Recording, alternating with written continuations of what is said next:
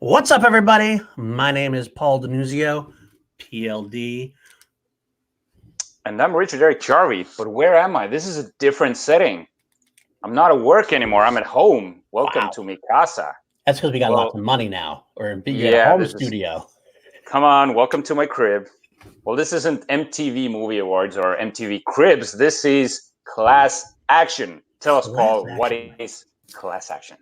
Class Action is our show here on the Action Industry's YouTube channel, where we take a look at two opposing sides. Could be movies, franchises, Hollywood personas, viewpoints, etc.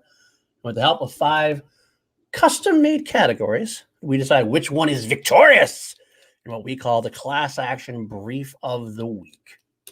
Dude, that was awesome. I can't even continue. That was very well. But yeah, this and if the brief of the week involves or is inspired by a recently reviewed film, we will also provide a small review or thoughts about the movie.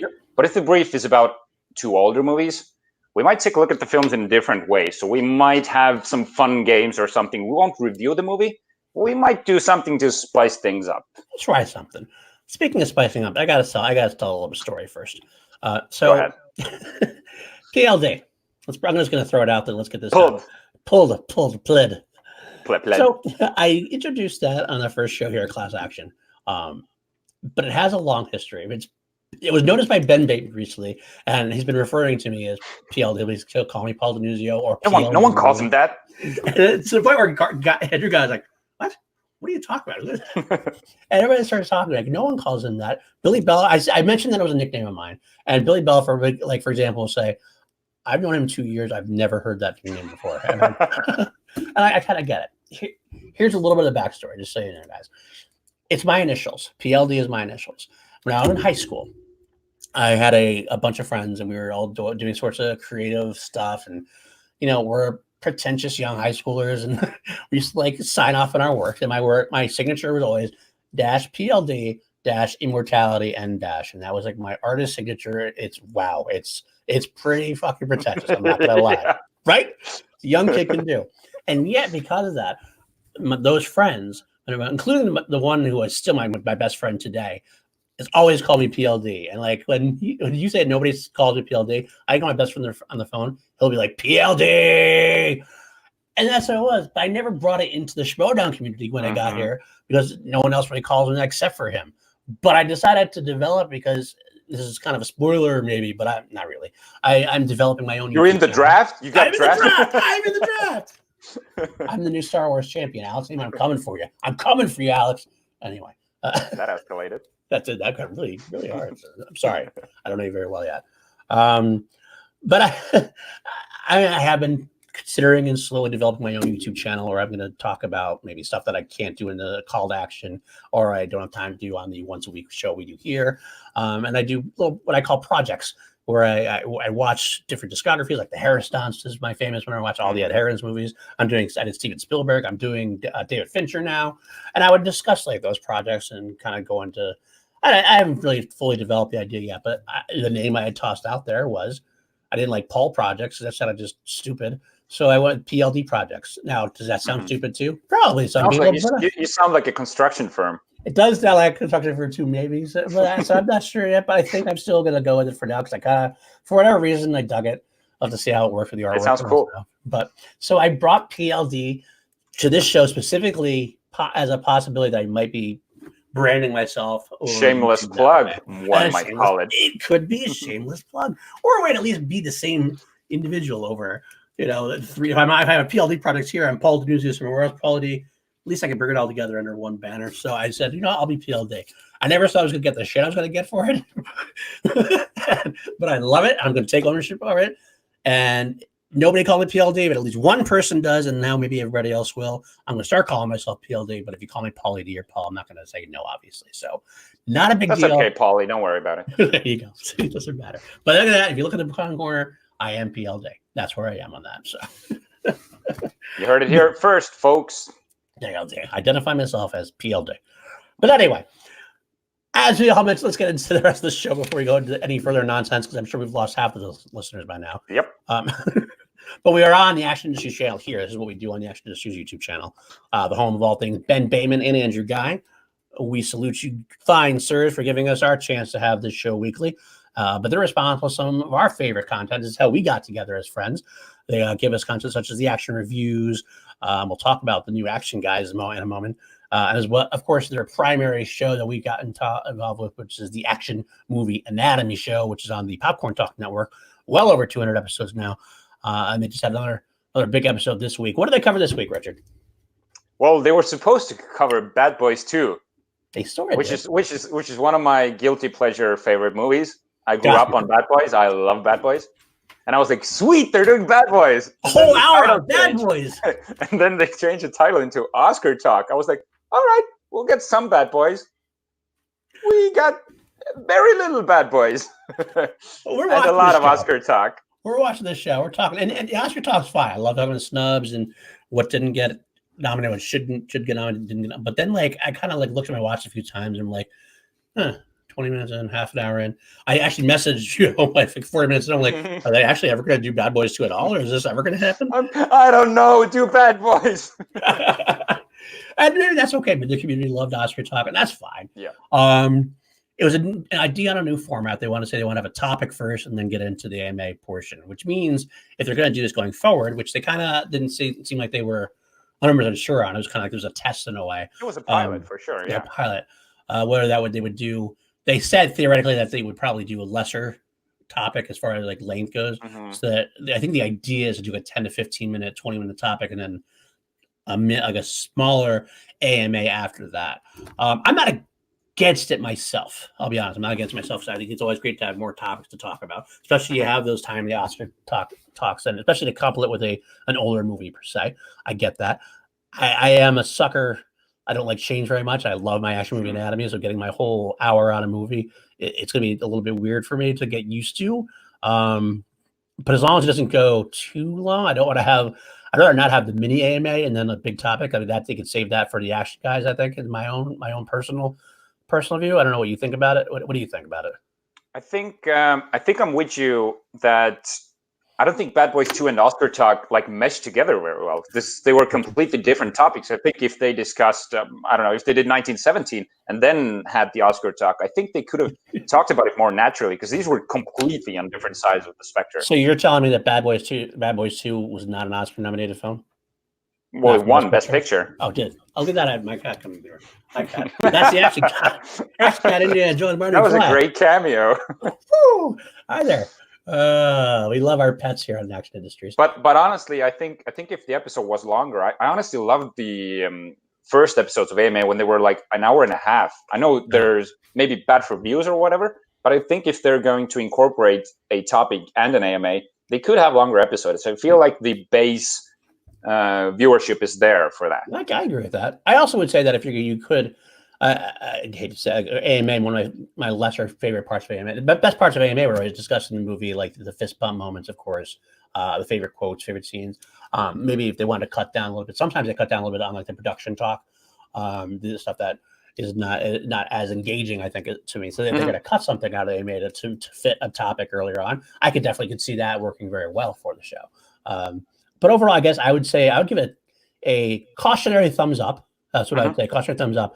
I think if as long as they work out the kinks with that, I think it'd be a lot of fun. Exactly. Like, I'd like to see. I think to give it a couple. It was a good test run. I'd like to see give it a couple more runs to see how it goes, how it develops. I just don't want to sacrifice as much AMA time as could be sacrificed. But overall, I think it'd be good for the show. Yeah, I think it's a good idea. I think they need to evolve the show because they've changed and the movies have changed what they've been doing. So I think it's only natural that they're bringing new stuff. So overall, I'm really excited. I can't wait to see what's going to be done next week. I hope it's Bad Boys for Life because it was fucking sweet. I haven't seen it yet, but I hope you so too. Because I love the Bad Boy movies myself. I'm going to do a little bit of watch 1 and 2 this weekend and go see 3 on Monday, and then hopefully we can go right into an AMA. That's what I'm going to do. But we have more pressing concerns because we are reviewing 1917 today. Right. 1917 is our review. We're doing 1917. We're doing our brief is 1917 versus Dunkirk, which we haven't even talked about. That is our class action brief of the week this week, which you saw with our great, awesome thumbnail by JP Patrick. Oh my God, I love it. Patrick, JP. Ooh, we love you, man. Oh, this guy is on fire. Yep. And he's doing so much. How is he doing it all? I have no idea. I hope someone's paying him for it. Action Industries. He was doing John Roca thumbnail. He did a thumbnail for I think for Roxy's. He does all her. I don't know where the time or energy, because the man is just a legend. So agreed. Salute to you, Jacob Patrick, of the Action Army and of Action Industries. But that's where we are. So we're doing 1917 versus Dunkirk this week, which is our great brief. It's two awesome, amazing films by two wonderful filmmakers. Obviously, similar subjects: war is hell. That's right. But I would say the first thing we're going to talk about first is we'll do our review of 1917, which it is a new enough film. You saw it first, and you definitely hyped me up on it. You were like, "Oh my god, I love this film!" So why don't you tell me what were your first thoughts on it when you saw it? I was quite skeptical because I never really.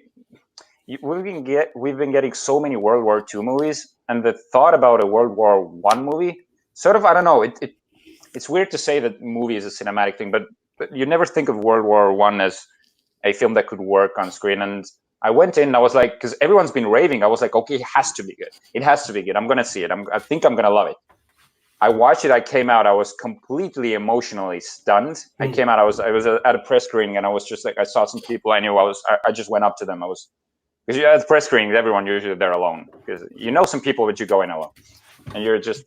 I was like, it was good, wasn't it? And the other dude went, just don't talk to me right now. I need to digest this. I was like, I'm with you. So everyone was stunned. I was stunned. I was so emotionally. I can't say satisfied because it was kind of a bittersweet ending, but the movie did something that I never thought it would. Yeah, I get that. It's funny because I remember seeing the trailer for it back when the first trailer came out, and I was not overly impressed with the first trailer. Me too. The trailer was okay. All I thought was like, oh, it kind of looks like Saving Private Ryan for World War I. That's what it looked like, where you got to send somebody to save somebody or get a message to somebody. And okay, so like Steven Spielberg did this pretty well before. What are you going? What's new? And nothing stood out to me as like, oh, this is sweet. But other people liked it a lot from the first trailer. But by the time I got there, I got to the movie. It was. We should say this is obviously spoilers. We got spoilers in this review because we are talking about a full review. Yep. So if you haven't seen 1917, you probably should cut out now for a little bit. But what I would say is that I was impressed because I went in with a lot higher expectations because people like you. I told you it's the best movie of the year. You did, and it's the best war movie I've ever seen in my life.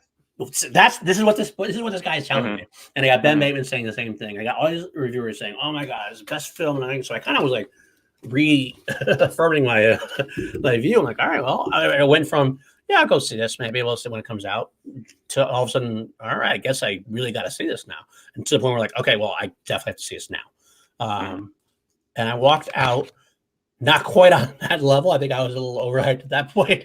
I walked expecting to see like the best film of all time. But I will say it is definitely in my top films of the year for certain. It was that good. It was that good at least. So I mean, even though I was well overhyped, it was still worth the hype. That makes sense. I don't know. Some of it, what I loved about it was the humanity of it. You know what I mean? Exactly. It's a war movie. It's a war, or would I even say it's a drama disguised as a war movie? Yeah. That's a good point. That's a good call. Kind of is, isn't it? It is. Yes, it's definitely much. I mean, there's action pieces. Obviously, some of the better action pieces I've seen put to film, and all that, but they weren't. It's crazy how they did them as well. Right, but they weren't meant to be like epic. Like you talk about Saving Private Ryan, the opening Storm of the Beach is such a classic, iconic battle scene, and there's a little bit of that. Like at the end of the film, the climax. Oh my god! 17. There's definitely some of that, but that's not the focus of the film. Which is what a lot of times a lot of these war films they focus on these action set pieces in a way. Yeah.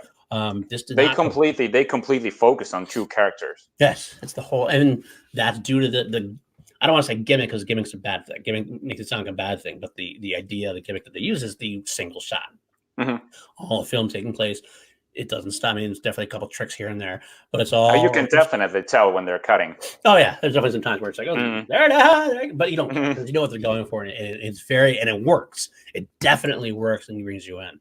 So, but it helps you. It's just a good choice for this film because it does help you completely focus on your lead character there, played by George McKay, and also his sidekick there. James Dean Chapman. James Dean Chapman. That's it. James Dean Chapman. Prince Tommen from Game of Thrones. That's right. I forgot. I always forget that. Mm-hmm. He's not the only Game of Thrones alum in the film either. Nope. Spoilers. Not the. And the fact that they're brothers. Their brothers even better in a way, almost, because they're Lannister and Stark brothers. We knew, huh? But there's so much about the film that I loved. How are you satisfied with the lead actors, the two relatively unknown actors? I was blown away is not quite the word I'd use, but I think McKay has a solid future. Yeah. I mean, I hate to, after seeing one performance, deeming him like the next big thing, but as Leo says in Django Unchained, you got my curiosity. Now you got my attention. He's got it. Chapman was good, solid. I had no problem with him, but it's not his movie, obviously, to me. But he does a good job too, as well. In a way, it is, because we're talking spoilers. He dies midway into the movie, even before. I think it's midway into the movie. You feel like it's not even quite midway. That's the thing to me. I was surprised, but you still feel that he's with him throughout this journey, because George Schofield shouldn't really care. He has 1,600 men in the great scheme of things. It's pretty much nothing. Okay, every life matters, but he's going there because of his brother. He's completing it for him, and in that sense, Blake is with him through the whole journey. Right. And he is definitely a way. But as far as if you're talking about just the actors themselves, true. Actors themselves, I wouldn't say that Chapman's like, oh, I got to see him in the next thing. I wouldn't see a movie based on Chapman. I probably would definitely consider seeing a movie based on McKay right now. That's how much he got me. So let's talk about some big moments in the movie. Like, for example, Blake dying. Oh my God, that was harsh. Yeah, it's harsh because it happens. Just the way it happens, and the timing of how it happens in a way. You'd almost expected it to be. I expected it to be a little bit later on. I kind of expected it to happen at some point because the way they had some of the trailers and everything else, but like it just seemed like when it happened, like wow, that's quick.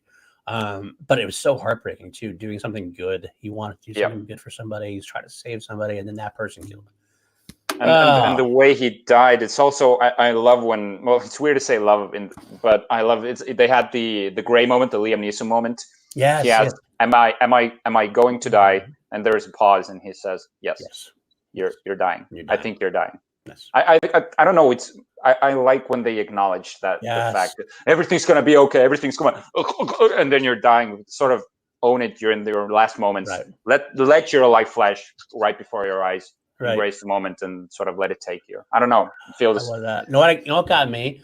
The struggles, and he kept because he had those moments. The everything's gonna be all right moment at first because he kept trying to get him to stand and walk.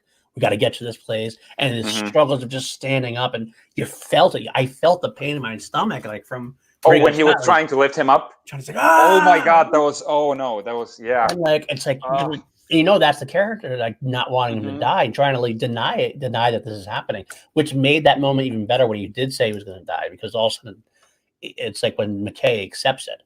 Yep. Oh man, that's harsh. I mic there. Sorry.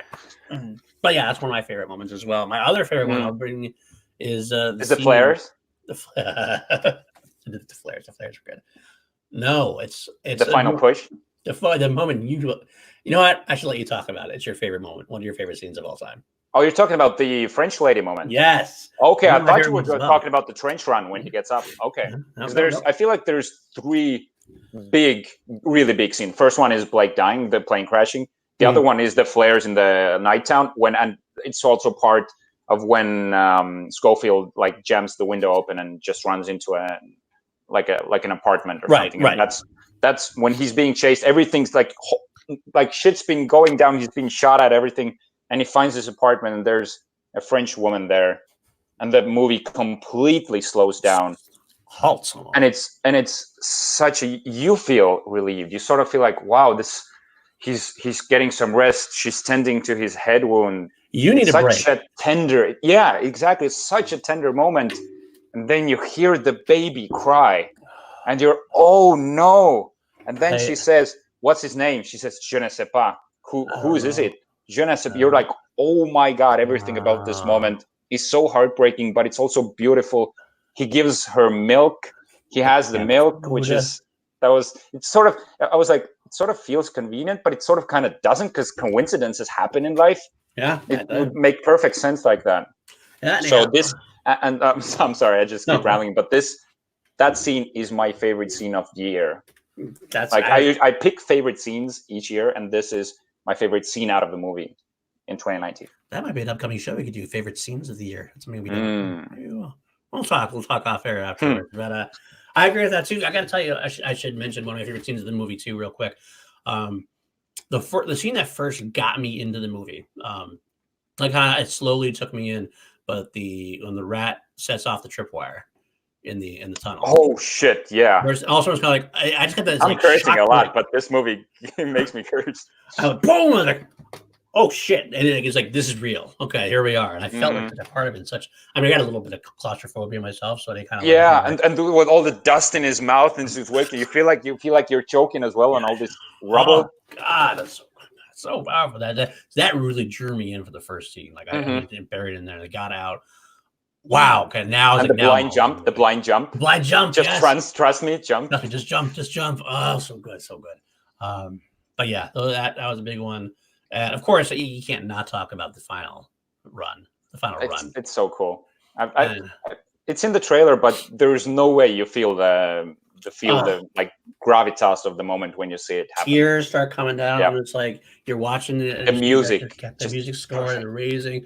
You're like, get to the lieutenant, get there, stop the battle. It's about to happen. Stop it. You got to stop it. You got it.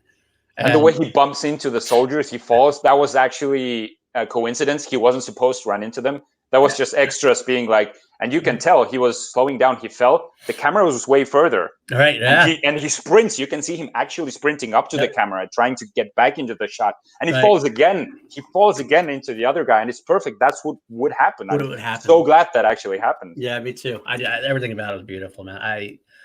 Oh God, I gotta say, there's a lot about this film to love. I mean, we talked about basically. We had the score, which was phenomenal. We had the cinematography. Roger Deakins. Oh, he's so. If he doesn't win the Academy he's the best cinematographer of all time. Oh, doesn't win the Academy Award. There's a crime. It's a crime. Yeah.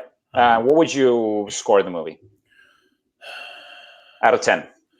Or out of 5. I think we've been doing out of 5. I do out of 5. That's how I've always done that. Out of 5. So I'd say probably 4.5 out of 5. Okay. Maybe 4.75 out of 5, even if I had to. I know I can't do that because we don't do that. We usually do only half stars. If I have to do a half star, I'll say 4.5. But it could be a 5 as well. I mean, I just fair game. I just saw it yesterday. I'm still processing it. I haven't written my own anything else. I'm still kind of going through it. But my initial instinct is 4.5, possibly a 5. So. I've seen it twice. This is easily 5 out of 5 for me. 5. Okay. Yeah. I can't argue that at all. So I mean, I might get there. Then I might get there myself when I think about it more. I feel like talking to you about it makes you rate it even higher and higher as we go. It is. I kind of get more and more into it. I'm like, okay. All right, I see that. So, okay. I love it. I still haven't ranked in my top 10, but I will say I haven't put on my top 10 in 2019 yet. But I know definitively it's on there, probably top 5. So I'll go there as well. But that's where we are with 1917. A great film and a wonderful experience. That's what I would say. So definitely. I have a question for you, Paul. Okay, go ahead. What would Ed Harris play? That's what we're going to talk about. Our favorite game of the week. Every week we play this game. What would Ed Harris play? Ed Harris, my favorite actor of all time, always gives the best. Over 77 films plus. He's never mailed in a performance, I don't think, and so he makes any movie better. So what we do is we pick a role in a movie that's in there, or else we write a new role for Ed Harris to play, because you would make a 4.5-star movie into a 5-star movie, or a 5-star movie into a 5.5 star, which isn't even possible, I know, but we'll make it work. Making the math work here. That's what we do. I don't do math. So we're lawyers. We're class action. We don't know anything about math. That's true. We're lawyers only, and we'll argue it. And if somebody argues us, we'll argue it down. We're not lawyers, actually. Yes, that's just the show. We're loyal. We just play one on YouTube's. Pretty much. So what would Ed Harris play in your 1917? It's it feels clear cut that you would want to slot him in as either Colin Firth, Mark Strong, or Benedict Cumberbatch at the end. Benedict Cumberbatch seems like the obvious choice because he's like the hard-ass character. But I would I would give this to just before the final push. He's trying to find the captain, and he goes to people. Where is he? And he finds the captain who's like at the trenches, and it turns him around, and the dude's crying, completely just slobbering. You can't understand anything. He's broken down. I want to see that side of Ed Harris. Ooh. I want to see him totally vulnerable, crying his eyes out, being totally shattered. Wow, that is a very interesting idea, and I'll tell you why in a minute. Because that's something similar, but for different movie in a way. I'll get to that in a second. I agree. I think that I would love to see. The one thing about Colin Firth, which I think could have been better. I think Ed Harris could have been better than Colin Firth. I like Colin Firth. Ed Harris has a certain. Colin Firth is more gentle. He was very gentle. I don't think he commands the same respect that a general. I think Ed Harris in that role could have been more commanding and more authoritative in a way. And I don't nothing against Colin Firth, but I think Ed Harris would slot into that role better. That's what I'm going to go with. I know it might be a simple role to put him in. And I got to say, we've done, like I mentioned off air, we've done a lot of Ed Harris in military roles recently because that's what he seems to fit well in those General Hummel type roles. So that's where we always try to slide him in. And we've had a lot of those roles to slide him into recently. So eventually we'll have to get him off.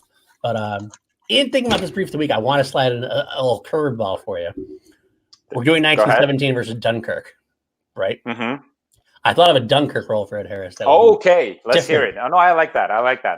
The idea for me is I would love to see in the same vein that we're talking about. I actually want to see Ed Harris Cillian Murphy.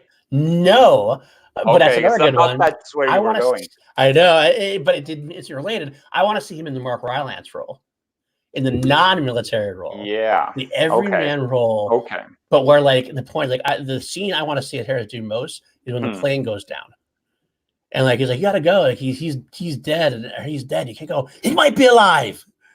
We're gonna get him. We're gonna go there. Like I kind of want to see almost over the top, like earthiness to his character. I'd love to see Ed Harris in that role. It will be a totally different character though, because Rylance has this very calm, weird, almost monotonous way he's speaking, but he instills calmness and surety into him. Ed Harris is more commanding and sort of like has this yell and this like aggressiveness about him. The thing about I would think about him like in the Abyss role, like in Bud Brigman, kind of like every man kind of that's his boat, that's his thing. He's gonna go help out because he's supposed to, but he's emotional about it. He's gonna take everything. I don't know. I think it'd be a very cool role to see. We're both challenging Harris in these roles. Definitely. I like that. Yeah, definitely. All right. Well, we got that done. We got a fun game now. You got a fun game. I want to do it. Okay. All right. I feel like we're pushing on time, but I kind of want to do it. This is a new segment we came up with last week. It's called the Public Defender. Why is it called the Public Defender? Really quickly, Paul. Oh, the Public Defender. Well, it's because when you need somebody, you need somebody, and you can't afford a lawyer. What do you get? You get the Public Defender.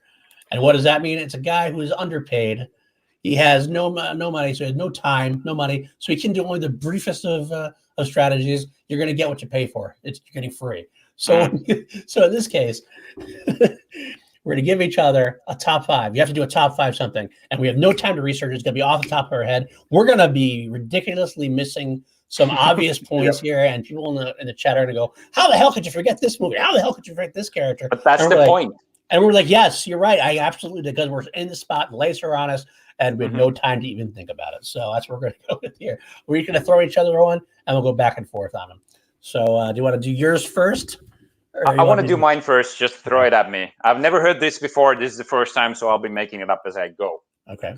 Well, we'll do it. Top 5. Top 5 brutal war moments in a movie.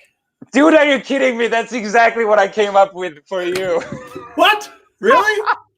I came up with, okay, I won't say there's a bit of a difference. Okay, the most brutal moments. That's actually a bit of a difference. Let's do it. Let's do this. Let's do this together, because I didn't think of any for mine. I had top 5 emotional explosions in war movies. So it's pretty much the same thing. Right. Okay. Yours may be more brutal, so. Let's come up with a top 5 together. We'll have top 5 total. You throw out one, I'll throw out one, you'll throw out one, I'll throw one. You go out with your first one. Okay, number 5. Okay, so brutal. It has to be brutal. All right. We can get emotional. We can combine our two since we're so close. I'm going to try with brutal, because that's something I haven't prepared. So, okay. Black Hawk Down, the moment where one of the soldiers gets a leg wound and it's the artery that's burst and they're trying to fix it and everything. He's like this is very brutal. It's the most brutal part of the movie. And Josh Hartnett is trying to push down on the wound. They're trying to help him, but he just bleeds out on the table. Gotcha on that one. Okay, I'll go with my first one. It actually fits both brutal and emotional. So that's top 5. Yours top 4 now. Number 4. And these aren't necessarily ranked. We should say these aren't necessarily ranked. Right. We'll say, I guess top 5. We'll just say 5, whatever. 5 favorites or so. It's Johnny Galecki in Saving Private Ryan. He was in Saving Private Ryan. Yes, the clergy guy. He was the clergy guy at the end there when he was the young when he was dying at the end when Tom Hanks's character was all with him, and the action guys loved it. It was Johnny Galecki, right? It's not the Upham moment, no? What's the character's name? I'm going off. This is why Public Defender is good. But that's the point. It is a Galecki. That's the dude from Big Bang Theory. Yeah, it's am I thinking of the wrong guy? I think you're thinking Giovanni Ribisi, no? Yes, that's what I'm thinking of. I get the two. All right. Yes, okay, I know that one. The medic character. The Upham. Yeah, that's the Upham moment. Yeah, that's the one. I'm sorry. See, this is what you get. I'm thinking Johnny Galecki. I get Johnny Galecki and Giovanni Ribisi confused sometimes. But Giovanni Ribisi in Saving Private Ryan, the medic scene, so heartbreaking, and you want to watch it when he's just it's brutal. It's so emotional, so sad.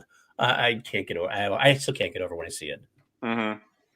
Okay, brutal moments in war movies, right? That was in war movies. Okay, going Braveheart when William Wallace's his wife gets throat slit at the when the British come and they want to punish someone and they just take his wife. It's such a horrible moment, but you can feel after that when Mel Gibson's raining down hard on them. All the emotionality is there, but the moment when they slit her throat, it's heartbreaking. It's brutal.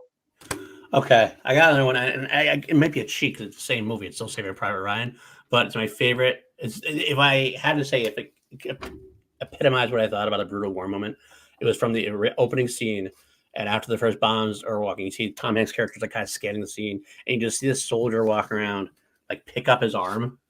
Right! Oh, fuck, that's gnarly. Like that gnarly. Like, you're like, holy shit, that is like, this is the brutal moment, one of those brutal moments I've ever seen. I'm like, so that is definitely in my top 5 somewhere in there as far as brutal moments. I don't know who the character is, and it doesn't matter. It's just a small little love that moment. That's totally brutal. I'm going totally different. So mine is the last one, right? Yep, that's fine. I'm going because I'm kind of panicking and I have a pattern. I'm going Gladiator when Commodus kills Marcus Aurelius, chokes him against his chest. Yeah. Okay, I'll go with that. That's a very solid one too. All right. Solid listening here in the Public Defender. I think we got our client off. Maybe we'll find out. I'm sorry, what now? You got our client off of this. Got exonerated. Right. Now I get it. Yeah. Weird. We're canceled. Well, let's see what our faithful viewers decide on if we won or not. Who knows? Anyway, let's move on. We are now 35 minutes in. We're going to get to the brief of the week. Brief of the week. We take these 5 categories we come up with and go back and forth, and let's see who won this week's brief of the week. Our 5 categories are as follows: better score, Hans Zimmer versus Thomas Newman; better ancillary characters. Both films have a couple set of not cameos, but they're high-class actors and supporting. Yeah, the better supporting cast. Supporting cast. That's what he said. Supporting cast. I would look at the old outline. But yeah, better senses of war. I like that. Mm-hmm. The battle, the action set pieces. Which sequences are more like which one works better for me or you? Better emotional fist bumps. That's what you just talked about. Emotional explosions and fist bumps. And then finally, the better cinematography. Hoyt van Hoytema versus Roger Deakins. You're well done. Was that pretty good? Yeah, we had it. Hoyt van Hoytema. I like that. But anyway, that's what we're going to go with. So why don't we start with best score? I'll let you open up with best score. I wonder why. We had a brief talk about the score before. Both this is a difficult one for me because I like Thomas Newman's score. I like it personally more because it ties in with all the emotionality of the movie, because Thomas Newman's scores are it doesn't differ from his other scores very much. He has this certain style that fits perfectly for this movie, and it's very melodic. It's sort of, you feel it, the music tells you almost as much as what's happening on screen how you should feel. Right. And before the final push, the music, so it comes on, it gets you going, you feel pumped, you feel like your heart rate's rising. And when you see Schofield running, everything like melts together perfectly. On the other hand, we have Hans Zimmer with one of the most technically advanced scores, if that's even possible to say, because it almost feels like the score is one continuous song throughout the entire movie, which builds tension, and it doesn't stop. You feel like as soon as the story starts, when our main character soldier meets up with the French guy, I feel like it starts to build. You feel uneasy. You feel like it's building this weird tone. It's not even music. It builds, and it builds throughout the entire movie until at the very last moment when the score drops. You feel like you can breathe. Something steps off your chest. You feel relieved. You feel like the tension has been lifted. So I'm struggling with the fact if I should give this to my favorite, or if we would pick one which is objectively better. I'm actually going to give this to Dunkirk and Hans Zimmer. Okay. So I'm deciding on the moment. Even though your favorite is 1917, the favorite of the two is It is. But I feel like Zimmer deserves recognition in this one. Okay. I'm going to go to, let me talk the same. I actually feel strikingly similar in some ways to you. I feel Dunkirk. I love Hans Zimmer. He's one of the few. I just got into scores and soundtracks more heavily. I used to be a John Williams fanboy. Mm-hmm. It was John Williams, Hans Zimmer, and Alan Silvestri, like the three I really liked a lot. But I've been trying to develop a little bit more into different scores. I love scores. I just haven't really taken the next step. But this one, in this case, I felt that Dunkirk was less of a score and more of a soundscape, if you will. It was almost part of the sound effects. Like the score sounded like a war in a way, like the drone of it and everything else. It's very, very Nolan. It's very cold. It's a cold score. Exactly. Very emotionally lifting. You're lifting, draining. It's part of the overall. It almost like it's a heavy score, weighs down on you because that's that was what it was supposed to be. The movie was supposed to make you feel that way. Right, absolutely. So it's definitely a very effective score.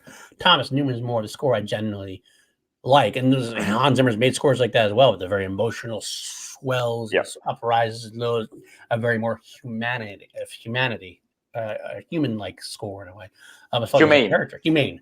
It felt like it was a character running alongside McKay. What was McKay's character's name? I keep forgetting. I just saw yesterday. Not Blake and Schofield. That's what it was. Yeah, Schofield. You almost feel like the score was like it's a character with Schofield running side by side with Schofield, or helping to push him along in a way. But so in a way, I think I probably enjoyed 1917 more, just like you. But at the same time, I think Dunkirk probably ended up serving the film more directly as part of the overall film. I had no idea we were going there. You see what I'm saying about that, though? Do you understand what I'm saying? Like, it's like I love 1917 film, but I think I'm giving it to Dunkirk also. I think it's wow. It fits the movie. And it fits. I mean, not the 1917 doesn't fit 1917. No, I get it. I get it completely. But it's just that's what it works for me. So I'm going to give it to Dunkirk. I was not expecting that. So that's 2-0 for Dunkirk. Very nice. Which, I almost want to throw in there first. No, I'll talk later at the end. I forgot. Want to move on to better supporting cast? Yep. Let's you start this. Okay. This is a tough one for me. I love the supporting cast for 1917 a lot. And I like the supporting cast for Dunkirk a lot as well. You got Colin Firth, who I thought is always solid. I love Mark Strong is one of my favorite actors. One of my favorite actors going. His moment was awesome. Oh, he's so good. Voice. Oh God, follow this man. Follow him in my grave. Also, I don't know if you know him, I think it's Andrew Scott, who plays Moriarty in the UK. Oh, right. Yeah, the guy from Sherlock. That's right. That's what was awesome. I love him in anything he's in. I will watch anything that he's in. He is a phenomenal young actor. I love him. So having him in this movie, brilliant. He was great in this movie too. I love the whole give him the floor gun. He was such a dick, but he was awesome. Love him. And of course, who else there? You got Richard Madden at the end as Blake's brother. Mm-hmm. Oh, yeah. Oh, and of course, Benedict Cumberbatch himself. You got Sherlock and Moriarty are both in it. But I like the fact that Dunkirk also had great roles as well. You had Harry Styles of all people. Mm-hmm. Harry Styles was really good. He was surprisingly good. Yeah. It's hard to imagine that. I didn't know he had that in him in a way. But also had some other James Darcy as the Colonel. Cillian Murphy and Mark Rylance. I don't know if you consider them leads or not. I don't know where they fall in your category. They're kind of supporting. I would say supporting. But I would, but I know most wouldn't. Maybe. As much as I think I liked more of the characters in 1917, I'm actually going to give this to Dunkirk as well, and here's why. Harry Styles is surprisingly good. Kenneth Branagh does everything for me in both movies. And in the movie where Dunkirk, which I'll talk about later on, I didn't think Dunkirk had a lot of emotion in it, to be honest with you. It was my least emotion. Like it was done purposefully to a way. Like, I get emotionally invested in a lot of characters. But there's a couple of sequences where Kenneth Branagh's face alone did the acting of like 1,000 men. And Hardy's eyes. Tom Hardy's eyes. And Hardy's eyes as well. He's true, yeah. And his warmth when he talks about home, when he sees the boats out there, he sees the hope. I related more to Kenneth Branagh in those like few minutes than a lot of actors in a lot of movies. That right there wins the day for me. So Kenneth Branagh alone, if I had to pick one, I got to give it to Dunkirk. Just for Kenneth Branagh and everything else. For me, who sways me to go for Dunkirk, I'm not saying I'm going there, is Mark Rylance. But I know you probably consider him more a lead. But for me, he's what brings so much. It's weird. I talked about him being monotonous and sort of like very low-key and silent talking, but he brings so much emotion. And again, Kenneth Branagh is he's one of my favorites. And Cillian Murphy plays this like emotionally. He's in shock. Everything you kind of hate the character, but you feel like that's exactly the point. But I feel like I'm still going 1917 because of Colin Firth, Mark Strong, and Benedict Cumberbatch, and what you said about Scott. What was his name? Moriarty. Andrew Scott. Yeah. Because the movie we had two unknowns, and the most we had unknowns in leads, and the stars of the movie had almost like 1 or 2 minutes. They had very little screen time, but they were perfectly placed in the movie. You need these stars to sell the movie, because if you're looking at billing, you're looking at IMDb, the first names that pop up are Benedict Cumberbatch, for Colin Firth, and Mark Strong, and you feel like, okay, so this movie has some strong leads. But when you start the movie, you're like, okay, I really don't care about the stars. I'm interested in these two characters. But as the story goes, you forget that they're even in the movie. And when they pop up, it's such an uplifting moment. And each of them give an amazing performance. Like Mark Strong saying, "Some men just want to fight or just need war." That was the perfect moment. And when they meet Cumberbatch, he's exactly the type of person that Mark Strong warned them about. Right. But it doesn't happen. He still believes them. They don't need the witnesses. And it was such an important moment.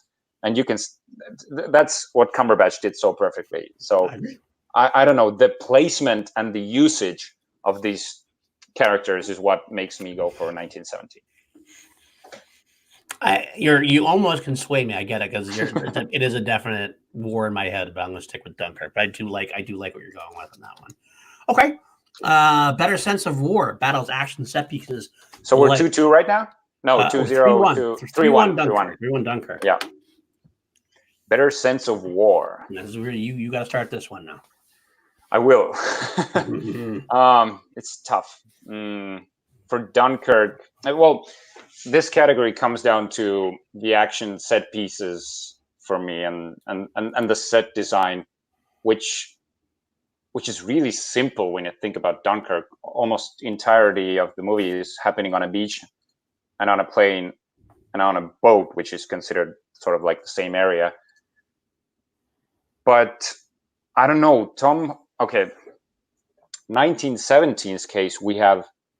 I'm not even sure how. Oh, well, they actually built the trenches, which is also part of the continuous shot.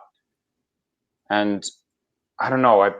feel like I'm lost for words because I'm trying to imagine 1917 and I'm even forgetting what I'm pitching it up against, because 1917 takes this easily. Because the set design, and when they come out of the tunnel, when it all collapses and they come to this like destroyed weapons, barren land, these shells everywhere, I feel like, and the most amazing scene of the movie is the flares when he's running through the city, when they have this sort of ruins all over. As good as Dunkirk is, this better sense of war, the set design and the locations are what makes me pick 1917, and that's the sense of war for me. Weird. I stumbled, but I got there. You got there. Come on in. Come on in. Get yourself a beer. 1917 wins easily for me. I agree 110%. I think Dunkirk did a great job with its set pieces. I think Dunkirk had some moments of true horrificness that I did sense the despair, but nothing like the down and dirty earthiness of the 1917. Right. Like the dead bodies that like they're like, I mean, when they're going through the trenches, they're going through the muddied no man's land and barren lands, the horses, all the flies over it, and I follow the stench if you're in the dark. Stench, that's right, and you do when you see again like the ruins, everything else, the underneath the trench with the rats.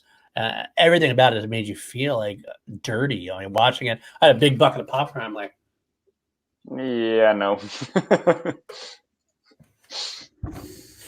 it's so dirty, and so I felt desperation in that movie like I haven't felt in a war movie in a long time. Much more. Dunkirk was definitely more cinematic as far as a long time. A cinematic experience, where this just felt like I was there with them. I felt the pains, I felt the disgust, I felt the cold, I felt the fear. So I think, to me, this one, hands down, I like Dunkirk. I think Dunkirk does a great job with it. I think 1917 has it hands down. Yeah, we said it before. Dunkirk is more colder and distanced. So, right. But in this case, to get the sense of war, you also need to feel very much for the characters, and this comes into play a lot here. Agreed. So this is 2 points for 1917. That means we are 3-3. 3-3. So we go into better emotional explosions or fist pumps. Yep. Again, this is where I feel like a broken record. Chris Nolan made the decision that he didn't want a lead character didn't want you to emotionally invest with one specific character, wanted you more to care about whether or not the boys were going to get home. It is not a story about somebody specific. This is a story about the soldiers and the moment. He made that decision. I think it was a poor one. I love Christopher Nolan. I'm a big Christopher Nolan fan. Interstellar is one of my favorite movies of all time. Inception is another one of my favorite movies. I love the Dark Knight trilogy. Dunkirk was always kind of more of a disappointment for me as a Nolan movie than for other people. And the main reason why is I did not hook on to any of these characters as well, except for Kenneth Branagh, pretty much. Or Harry Styles a little bit too. And for me, it's Tom Hardy. Tom Hardy totally stole this movie. He wasn't supposed to be a main character, but everyone talks about him like he's the main character. Right, and that's to me that's part of the problem. Is even Tom Hardy, I don't feel like I knew very well. I liked what he did, but I didn't like. At the end, I couldn't tell you anything about him. He was just a pilot with the eyes. He's brave. And he totally sacrificed himself. Right. His engine went out. He just flew over them. He took down planes. Oh, yeah, he took down boats, and he crashed, and he landed, and he got captured. Oh, my God. But at the end of the day, I felt so much more connected with the characters in 1917. Like when Blake died, I was upset. But fist pump. It doesn't have to be emotional explosion, but fist pump also. I'm getting there. Okay. I'm getting there. The moments in Dunkirk, as far as fist pump goes, is exactly what you meant, the Tom Hardy moment. But I compare the Tom Hardy moment in the plane to the running across the battlefield in 1917 and 1917. Running across the battlefield, hands down, my heart was broken for him at the end. I was exhausted with him. I was cold. I felt the cold, the hunger, the desperation to get to the end. It just overtook me more than Tom Hardy's. Tom Hardy, I respected and was like, wow. Tom Hardy. Yeah. Fuck yeah. Yeah. This, I was like, holy shit, get there. Just fucking get there. Yes! That's what I wanted of that. So that's to me, I can go tit for tat, but I'll be here all day. That sums up both movies for me. Respect and good stuff. Fuck yeah! So that's what I'm gonna go with. Fuck yeah, and go with 1917. Yeah, me too. But because of a completely different scene, and that's the French lady baby scene, which just like it shattered me, but sort of consoled me in the same moment. So that was the most beautiful scene in the entire movie. And Dunkirk has a moment like that as well, an emotional moment for me. One of the most emotional moments they had in the whole movie for me was when the little kid brother dies. Oh yeah, on Ryan's ship, and after spending the movie rightfully in a way blaming Cillian Murphy for the accident, Cillian Murphy asks again, is he okay? Is everything okay? Is he going to be okay? And he turns and yeah, he's going to be fine. Like lets him off. Oh my God, yeah, I totally forgot about that moment. That's a very big God, that's good. So that was a great moment as well. But again, I still got to give it more towards 1917. Me too. So that's 5-3 for 1917 has taken the lead as we hit our final topic. Better cinematography. Yeah. Versus Roger Deakins. I mean, Dunkirk is almost flawlessly shot, and you feel the plane moments when the planes are going over everything, the guys on the beach. The tracking shot at the beginning of the movie, which is very similar to 1917, won't ever hold a candle to Roger Deakins and what he did in 1917. I feel a legend. He's a legend.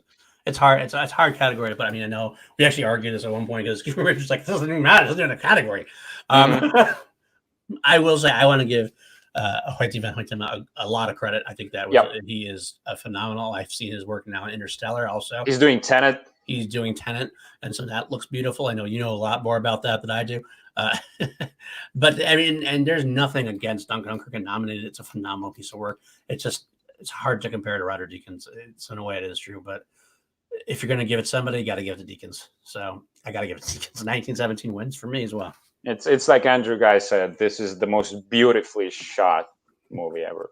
I think it's what his thesis statement about 1917 was. I actually still haven't seen that. I got to go back and watch the AMA finally, so I can, now that I've seen 1917. But that's where we are today. We ended this debate at this point. Court's going to wrap up. No final statements to be made because we've already made our final statements. We have a winner, a clear-cut winner. 1917 wins 7-3. And I got to be honest. Deservedly. This is what I almost thought this might be the case. They're very good films to pit up against each other. Dunkirk, for me, it was going to be lesser because of the less emotional impact it has in comparison. So. Yep, agreed. Exactly. Because when you think about it, both movies do exactly what they want to do. Dunkirk wants you to feel like you're distanced and it's a cold movie. And 1917 wants you completely invested and crying with the characters. So in that sense, they both do what they set out to do.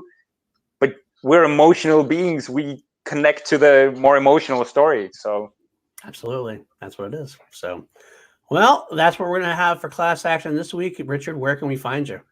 Richard-Erik with a K Jarvi on Facebook and Instagram. And go follow Action Industries everywhere and on Instagram. And that was the end of the sentence. I left it. I did the Hans Zimmer thing. I went to the score. I left it there. I wasn't sure if you froze or not. Anyway, Paul _DiNuzzo on Twitter. You can find me also as Team Action.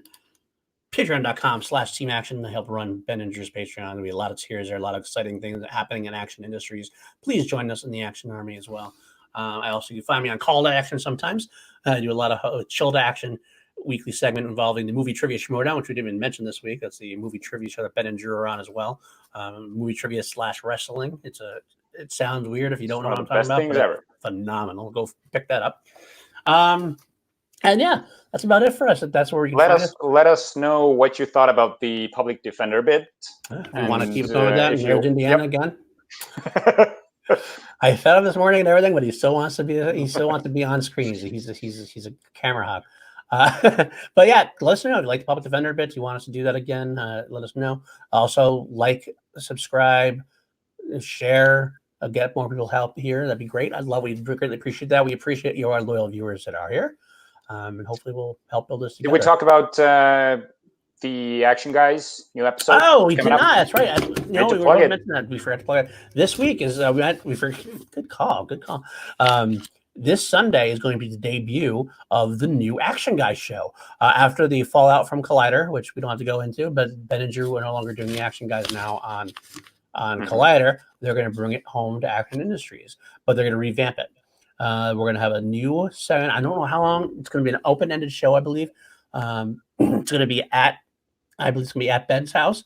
If you combine the best way to describe it would be taking the Action Guys and combining it with the live stream atmosphere they've developed. It'll be an interactive show with segments. This week's the first one they're going to do is the true best film of 2019. They're going to have guest Mark Riley. I don't know exactly how it's going to go down. It's going to be 5:30 p.m. Pacific on Sunday.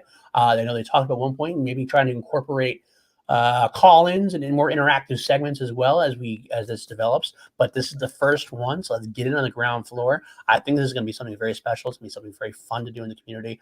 It's a great time for these creators to be working their own shows, working their own environments, and I hope everybody comes along with them because Ben and Drew definitely deserve an audience. That's what I say about that. The only sad thing about this is the worst possible time for me, so I won't be able to watch this one live, but I'll definitely rewatch it just when it's up. But this is completely midnight morning for me. Yeah, it sucks when I get it's still awesome. It's a new show. It's fresh. I'm sure people are going to be tuning in because this is, and then it's Yodi. Yodi's going to be on. Mark Yodi Riley. Yes, one of my favorites. I love that man. So that's where we are. And this is what we can say is, as we end every week, court, my friend, court is adjourned.